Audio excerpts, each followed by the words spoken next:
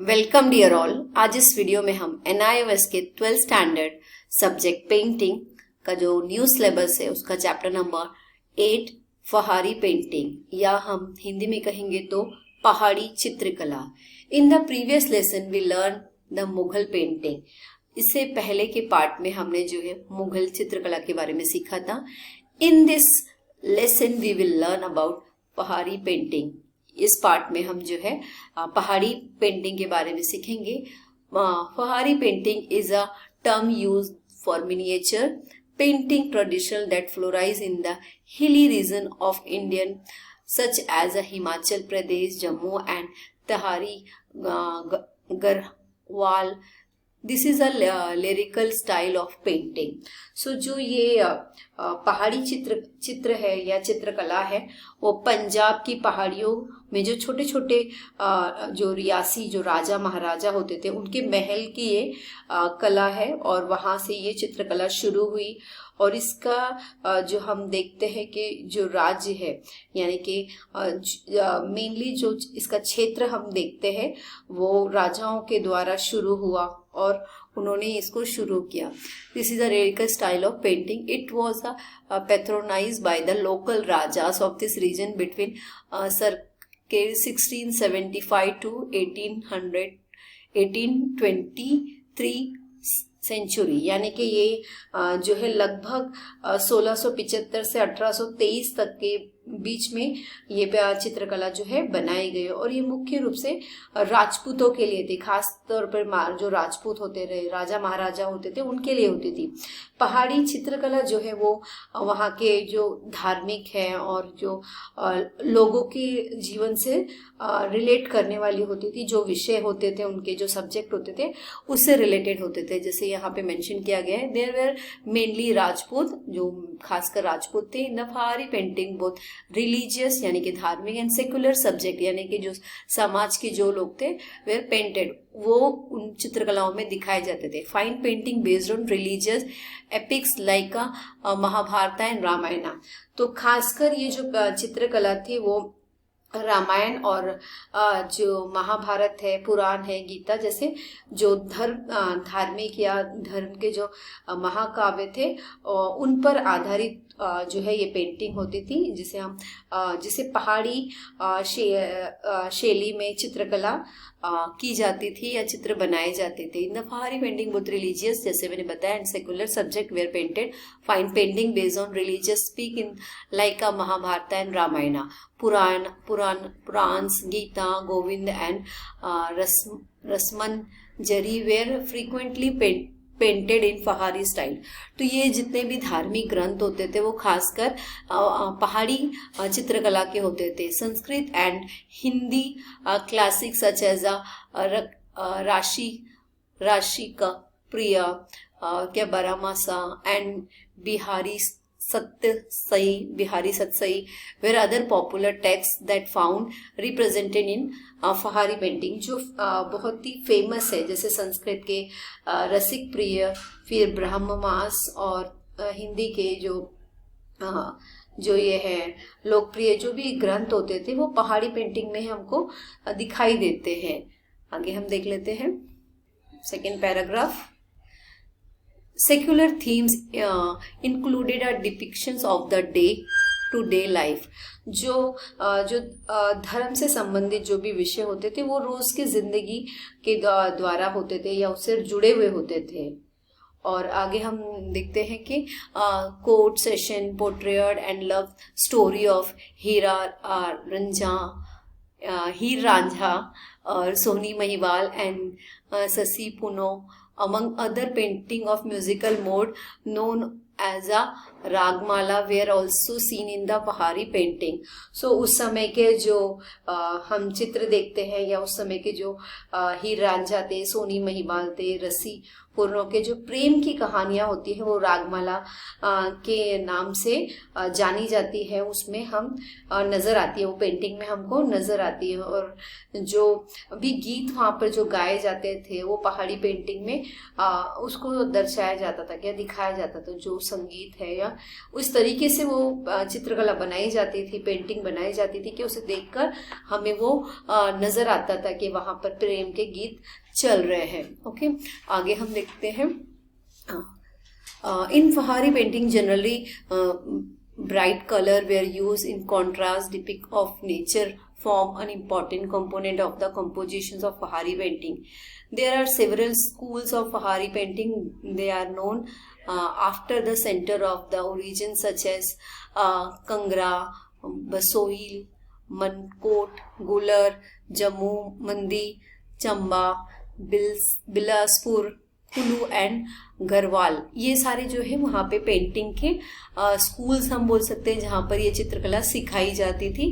तो जो है फेमस सेंटर्स के जैसे हम वो बोल सकते हैं जो पहाड़ी पेंटिंग को सिखाने के लिए खासकर जो थे उनके खास स्थान थे, जैसे कुल्लू गढ़वाल हो गए, और जो चित्रकलाओं को वहाँ पर सिखाया जाता था किस तरीके से बनाना है। तो जो भी जगह के नाम मैंने बताए वो वहाँ पर बनाई जाती थी।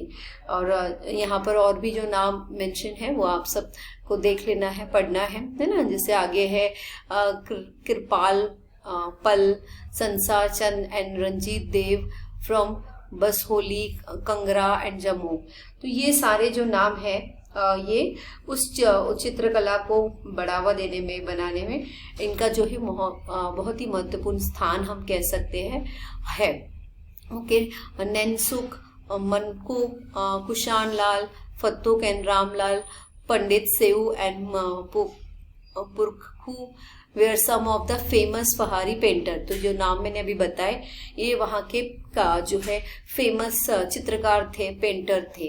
Many great writers, poet and philosopher were born during this period. So बहुत सारे जो है जो राइटर है, जो लिखने वाले हैं, लेखक है, जो कवि है और फिलोसफर है, जो इस समय इस टाइम पीरियड में उनका जन्म हुआ और उन्होंने बहुत महत्वपूर्ण भूमिका निभाई immensely toward the spreading of Vaishnavi and eventually to the develop of the art from in the 16th and 17th century, in which spiritual experience was symbolized by the relation of lover and beloved। तो अगर हम ये देखते हैं कि जैसे मैंने कहा कि कई जो महान लेखक, कवि इस दौरान उनका जन्म हुआ और उन्होंने वैष्णववाद को फैलाया और जो है कला यानी चित्रकला के उसको बढ़ावा दिया, उसका विकास किया। बहुत ही महत्वपूर्ण उनका योगदान रहा। फिर 16वीं और 17वीं जो ईसा थी वो प्रेमी और प्रेमिकाओं को का जो अनुभव है वो भी इस चित्रकारी में दर्शाया गया। Okay, under the Kadamba tree Kangra style. तो इसका हम बेसिक इन्फॉर्मेशन देख लेते हैं। कदम्बा वृक्ष के या पेड़ के नीचे कगड़ा शैली जो हम स्टाइल कहते हैं वो है।